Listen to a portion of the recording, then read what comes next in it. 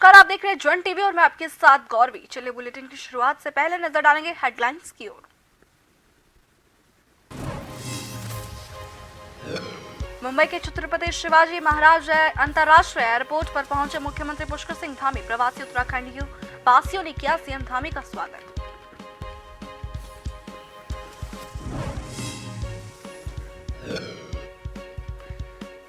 राहुल गांधी का केदारनाथ दौरे पर पहुंचे राहुल गांधी। वहीं इनकी यात्रा बताई जा रही है निजी और आध्यात्मिक।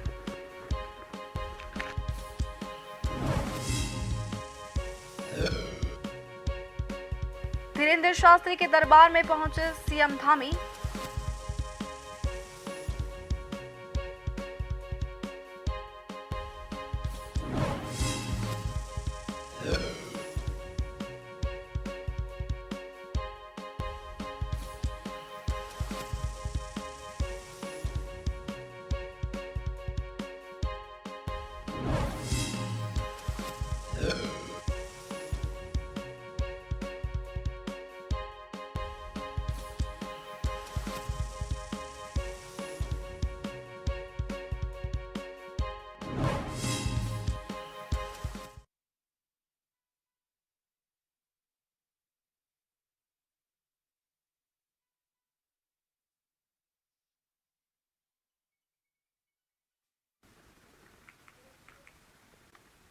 मुख्यमंत्री पुष्कर सिंह धामी छत्रपति शिवाजी महाराज अंतर्राष्ट्रीय एयरपोर्ट पर पहुंचे। प्रवासी उत्तराखंड वासियों ने सीएम धामी का स्वागत किया। पारंपरिक परिधानों में पहुंची महिलाओं ने भी सीएम धामी का स्वागत किया। उत्तराखंड भवन वासी नवी मुंबई से रात्रि प्रवास करेंगे। सीएम धामी विष्णुदास भावे ऑडिटोरियम में प्रवासी उत्तराखंडियों के कार्यक्रम में भी शिरकत करेंगे। ग्लोबल इन्वेस्टर समिट के तहत रोड शो वे कल करेंगे।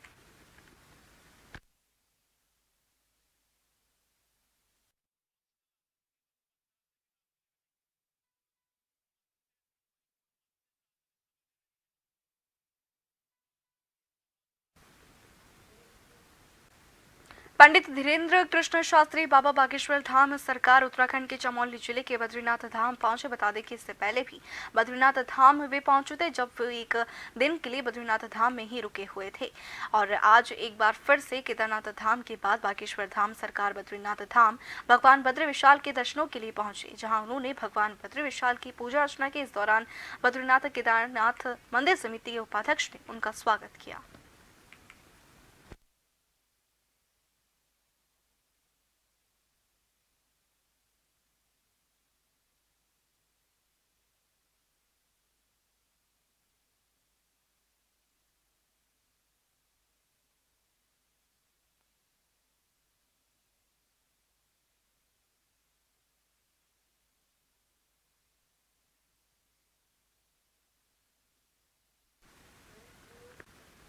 लोकसभा और निकाय चुनाव को लेकर समाजवादी पार्टी ने भी अब कमर कस ली है, जिसके तहत देहरादून के सपा प्रदेश कार्यालय में कार्यकर्ता सम्मेलन और सदस्यता अभियान चलाया गया, जिसमें प्रदेश भर के सपा पदाधिकारी और कार्यकर्ताओं ने भाग लिया। वहीं सपा के प्रदेश अध्यक्ष शंभू प्रसाद पोखरियाल ने पार्टी कार्यकर्ता और पदाधिकारियों को अपने क्षेत्र में सदस्यता अभियान तेज करने और पार्टी के प्रचार प्रसार को बढ़ाने के दिशा निर्देश दिए। उन्होंने कहा कि लगातार पार्टी को मजबूत करके लोकसभा चुनाव में उत्तराखंड की जनता को तीसरा विकल्प दिया जाएगा।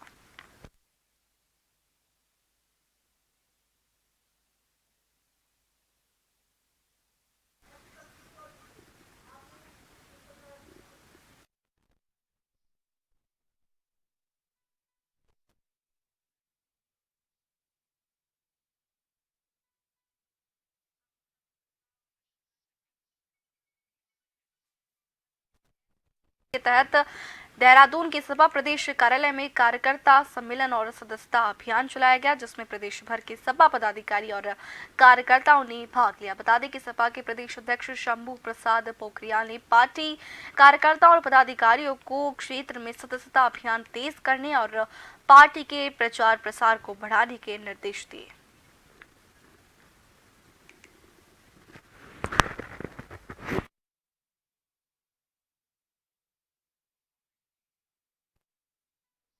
आज देहरादून हमारा जो प्रदेश कार्यालय है, इसमें आज सदस्य अभियान और कार्यकर्ता सम्मेलन आज हमारा चल रहा है। इसमें ज़्यादा से ज़्यादा लोगों को पार्टी से जोड़ रहे हैं, उनको सदस्य बना रहे हैं और आने वाले निकाय चुनाव लोकसभा की चुनाव पे भी अपना जो है बातें रख रहे हैं कि आज जो है कैसे आगे लोकसभा की तैयारी करें, तो उस पर तैयारी कर रहे हैं।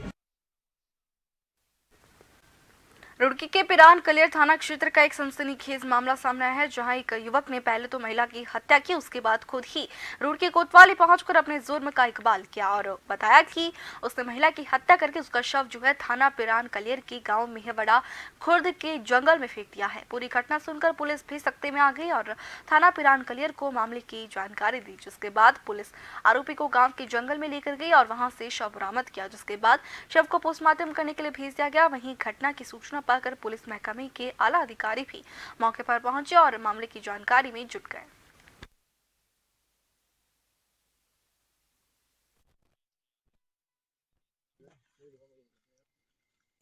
शाम को सिविल लाइन कोतवाली में एक व्यक्ति आया जिसने पुलिस को ये सूचना दी कि उसके द्वारा एक युवती की हत्या कर दी गई है और उसकी लाश उसने कलियर में डाली हुई है। इस सूचना पर पुलिस के द्वारा तस्दीक करने के लिए कलियर पुलिस को सूचना दी गई और अब वेरीफाई हुआ है कि उसके द्वारा जो सूचना दी गई थी और जो उसके द्वारा सेल्फ कन्फेशन किया गया था उसकी पुष्टि हुई है। इस संबंध में फोरेंसिक की टीम को बुलाया गया है मौके पर और अग्रिम विधिक कार्रवाई अमल में लाई जा रही है। गांधी अपने 3 दिवसीय दौरे पर उत्तराखंड पहुंच चुके हैं। राहुल गांधी की यात्रा नितांत निजी और आध्यात्मिक यात्रा रहने वाली है। राहुल गांधी रविवार सुबह करीब 11:30 बजे देहरादून एयरपोर्ट पर पहुंचे, जहां से वे सीधा केदारपुर घाटी के लिए रवाना हो गए। कांग्रेस की प्रदेश प्रवक्ता गरिमा दौसानी ने बताया कि राहुल गांधी की यात्रा पूरी तरह से निजी है और यात्रा के 3 दिन वो केदारनाथ में ही रहेंगे। साथ ही वे केदारनाथ के स्थानीय लोगों से जन समस्या का जायजा भी ले सकते हैं। राहुल गांधी के इस दौरे से कांग्रेस के वरिष्ठ नेताओं और कार्यकर्ताओं में जोश नजर आ रहा है।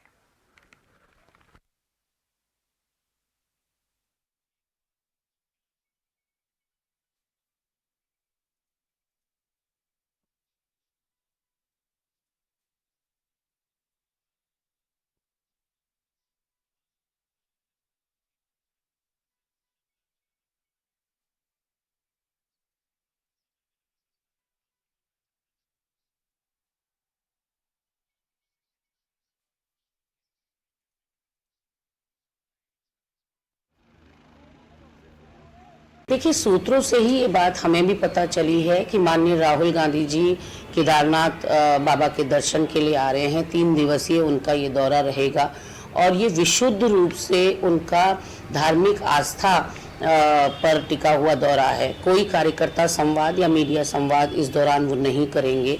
इससे पहले भी हमने देखा कि 3 दिवसीय दौरे पर वो अमृतसर गए, लोगों की सेवाएं करी और गुरुद्वारे में मत्था टेका।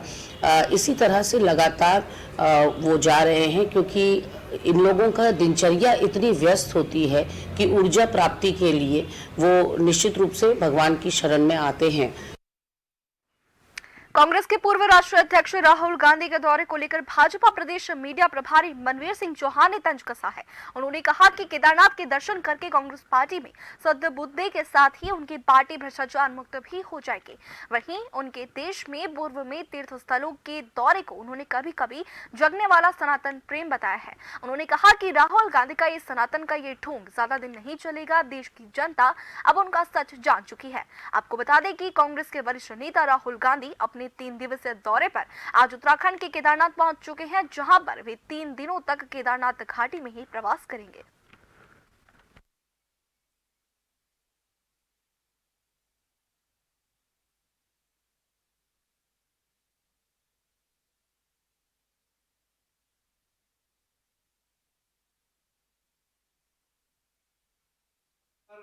कांग्रेस के युवराज भगवान केदारनाथ जी के दर्शन करने आए हैं। मैं यही कहूंगा कि वैसे उनके कांग्रेस के नेता उनके बारे में जाने, लेकिन उनके केदारनाथ आने से कांग्रेस में सद्बुद्धि आए, कांग्रेस की जो भ्रष्टाचार नीति है उसको त्यागने का भी संकल्प लें और राष्ट्र हित में वो काम करें। हालांकि राहुल गांधी जी का जो सनातन प्रेम है वो बीच बीच में कई बार उमड़ता रहता है। मुख्यमंत्री पुष्कर सिंह धामी ने रविवार को मुख्य सेवक सदन मुख्यमंत्री आवास देहरादून में आयोजित कार्यक्रम में प्रतिभाग करते हुए डिजिटल नवाचार से सुशासन की ओर के अंतर्गत सूचना प्रौद्योगिकी विकास एजेंसी के द्वारा निर्मित विभिन्न ऐप और पोर्टल का शुभारंभ किया। इस दौरान उन्होंने विभिन्न ग्राम प्रधानों को डिजिटल साक्षर बनाने की दिशा में कराए गए प्रशिक्षण के सर्टिफिकेट वितरित किए। मुख्यमंत्री धामी ने सूचना प्रौद्योगिकी विकास एजेंसी के द्वारा निर्मित IMFS mobile application, E pension portal, single line on state portal, state Jio portal, DBT portal, UK visitor pass app, पसारा पोर्टल, मुख्यमंत्री जन समर्पण पोर्टल, मुख्यमंत्री संदर्भ पोर्टल, PM गति शक्ति उत्तराखंड पोर्टल और अपनी सरकार पोर्टल में अतिरिक्त सेवाओं का शुभारंभ किया।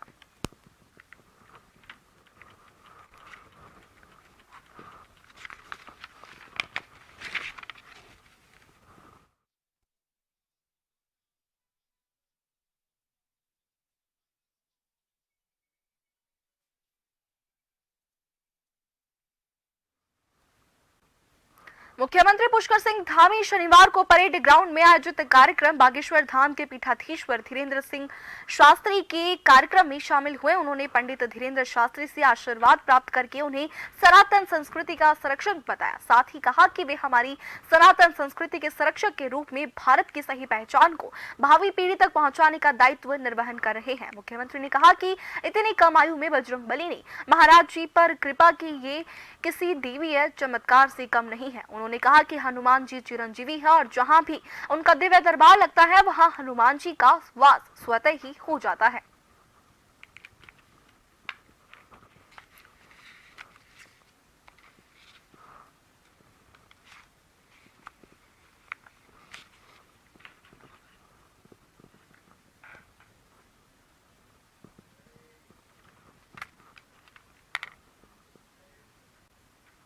राज्य बाल संरक्षण आयोग की अध्यक्ष गीता खन्ना ने कोचिंग सेंटर और बिना मानकों के चल रहे प्राइवेट स्कूलों को समाज के लिए नासूर बताया है।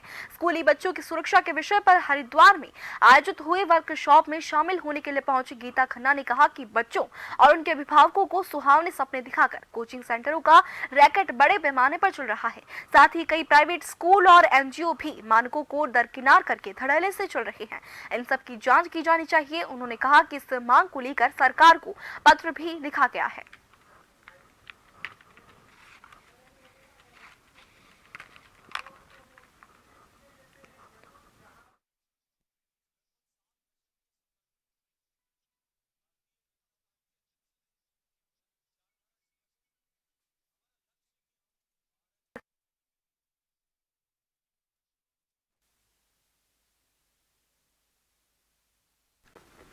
और इसी बीच वक्त एक छोटे से ब्रेक का।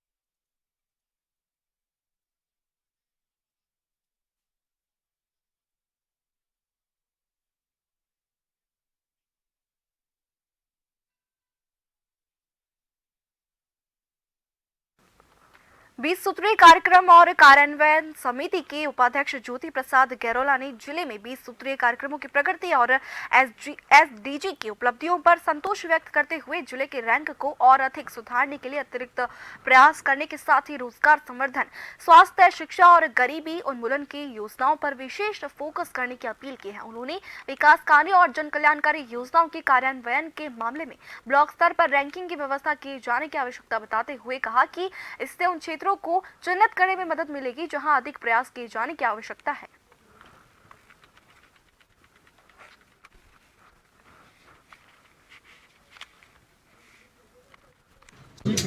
सूत्रीय कार्यक्रम क्रियान्वयन समिति के उपाध्यक्ष के नाते आज जनपद उत्तरकाशी का भ्रमण हुआ और उसमें जिले के सभी जो इंडिकेटर्स हैं 20 सूत्रीय के अंतर्गत उसकी समीक्षा हुई। जिला अभी चौथे स्थान पर है। इसको और बेहतर कैसे किया जा सकता है, उसमें कुछ सुधार की आवश्यकता जिन जिन क्षेत्रों में है, उसमें सभी विभाग के अधिकारियों ने और जिलाधिकारी जी ने सभी ने एक स्वर में आश्वस्त किया है कि जिले में आगे जहाँ भी थोड़ा बहुत जो टारगेटेड वर्क जो है पूरे नहीं हुए हैं उनको समय पे पूरा किया जाएगा और आगे और अच्छी बेहतर तस्वीर। राष्ट्रपति द्रौपदी मुर्मू 7 नवंबर को 3 दिवसीय दौरे पर देहरादून पहुंच रही है। राष्ट्रपति पहले पंतनगर विश्वविद्यालय के दीक्षांत समारोह में शामिल होने के लिए पहुंचेंगी, जबकि रात्रि विश्राम देहरादून में करेंगी। रात्रि भोज राजभवन में होगा, जबकि 8 नवंबर को सुबह राष्ट्रपति मुर्मू जीटीसी हेलीपैड से बद्रीनाथ धाम के लिए रवाना होंगे। यहां पर दर्शन और आरती के बाद केंद्रीय विश्वविद्यालय श्रीनगर गढ़वाल के दीक्षांत समारोह में शामिल होंगी। यहां से वे रात्रि विश्राम के लिए वापस राजभवन लौटेंगी और 9 नवंबर सुबह 9:35 मिनट पर पुलिस लाइन में राज्य स्थापना दिवस रैतिक परेड की सलामी लेगी।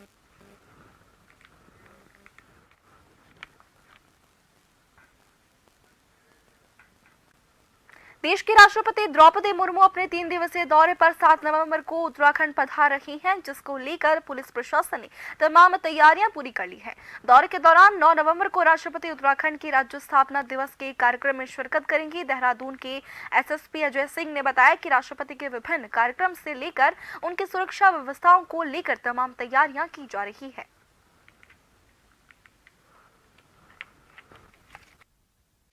देखिए, माननीय राष्ट्रपति महोदय का जो दौरा है 9 तारीख को राज्य स्थापना दिवस पर महोदय का आगमन है। यहाँ पर पुलिस लाइन में परेड का भी आयोजन भव्य किया जा रहा है। साथ ही साथ अन्य सांस्कृतिक जो कार्यक्रम राज्य स्थापना दिवस पर है वो भी अभी तैयारी चल रही है उसकी। तो ये चूँकि गर्व का विषय है, माननीय राष्ट्रपति महोदय द्वारा प्रदेश के स्थापना दिवस पर आना सभी प्रदेशवासियों के लिए हर्ष का विषय है। तो उसी को उनकी गरिमा अनुरूप जो है जो भी चीज़ें हैं वो तैयारियाँ भी की जा रही, जो उनके सिक्योरिटी प्रोटोकॉल्स है उसका भी ध्यान रख के उसकी रिहर्सल की जाए। दीपावली त्योहार को ध्यान में रखते हुए हरिद्वार की सिडकुल पुलिस के द्वारा ब्रह्मपुरी रावली महदूद में फ्लैग मार्च निकाला गया। वहीं फ्लैग मार्च सिडकुल के राजा बिस्कुट चौक से शुरू करके बाजार के अलग अलग जगहों और चौराहों से होते हुए अपने गंतव्य स्थल पर पहुंचा। वहीं सीओ सदर स्वप्निल मुयाल ने आम जनता को इस दौरान जागरूक भी किया। साथ ही कहा कि दीपावली के त्योहार को हर्षोल्लास के साथ मनाएं, साथ ही सुरक्षा का भी ध्यान रखा जाए।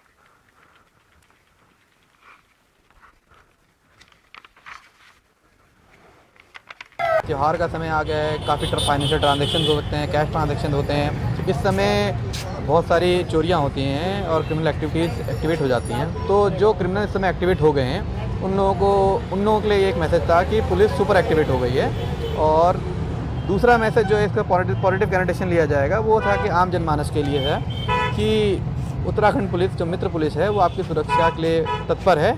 आप फ्रीली अपना त्यौहार एंजॉय करिए, घूमिए फिरिए, किसी भी टाइम बाहर जाइए और एंजॉय करिए, आपको किसी तरह का कोई खतरा नहीं। हरिद्वार में हर की पेड़ी से 3 नवंबर को शुरू हुई देवभूमि उत्तराखंड शुद्धिकरण अभियान यात्रा शनिवार को डोईवाला पहुंची थी। पुलिस की सुरक्षा में ये यात्रा देहरादून के लिए रवाना हुई थी। 6 नवंबर को देहरादून में मुख्यमंत्री आवास से पहुंचकर ये यात्रा संपन्न होगी। डोईवाला पहुंची संतों की यात्रा के साथ डोईवाला के लाल तप्पड़ में कल अज्ञात वाहन सवार ने टक्कर मारी, जिससे संतों ने लिखित में डोईवाला कोतवाली में तहरीर देकर अज्ञात वाहन और उसमें सवार लोगों के खिलाफ कार्रवाई की मांग की है। वहीं डोईवाला कोतवाली के प्रभारी निरीक्षक देवेंद्र चौहान के दिशा निर्देश पर पुलिस कर्मियों ने संतों की यात्रा को सुरक्षित डोईवाला कोतवाली के बॉर्डर तक पहुंचाया।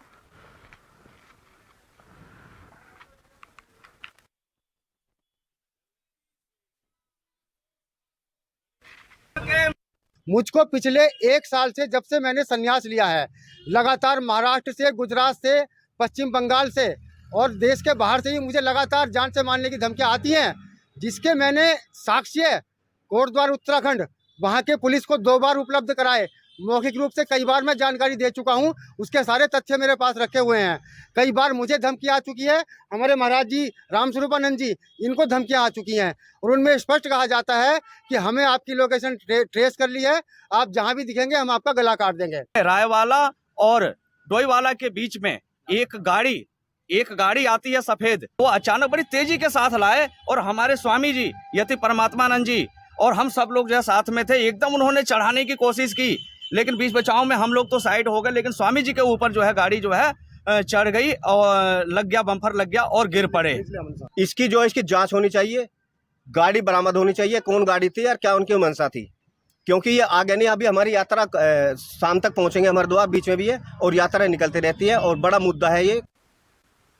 नगर निगम देहरादून के रिकॉर्ड रूम का प्रथम चरण का कार्य पूरा हो चुका है। नगर आयुक्त मनोज गोयल ने बताया कि प्रथम चरण में जो रिकॉर्ड्स डिजिटलाइजेशन किए गए थे, उसके अतिरिक्त हम बाकी बचे रिकॉर्ड्स को डिजिटलाइजेशन करेंगे। उन्होंने बताया कि उसका काम भी शुरू हो चुका है। रिकॉर्ड की संख्या ज्यादा है, इसकी वजह से थोड़ा समय लग रहा है।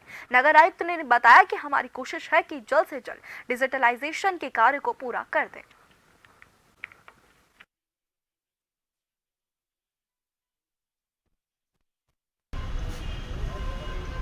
देखिए, उसमें प्रथम चरण का कार्य पूरा हो चुका है। उसके बाद हम लोगों ने ये भी डिसाइड किया कि जो हमने प्रथम चरण में रिकॉर्ड्स डिजिटाइज किए थे, उसके अतिरिक्त भी जो रिकॉर्ड्स हैं उनको भी हम डिजिटाइजेशन करेंगे। उसका भी काम हम लोगों का शुरू हो चुका है।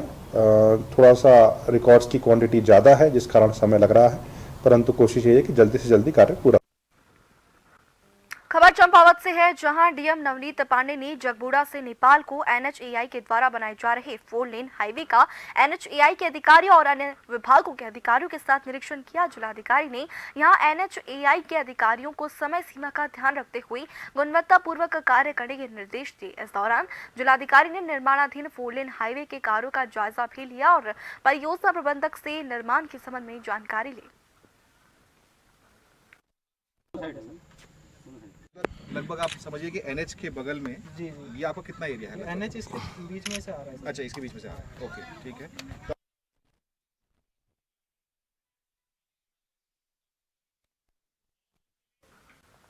और इसी के साथ बुलेटिन में फिलहाल के लिए इतना ही। बने रहिए जन टीवी के साथ। नमस्कार।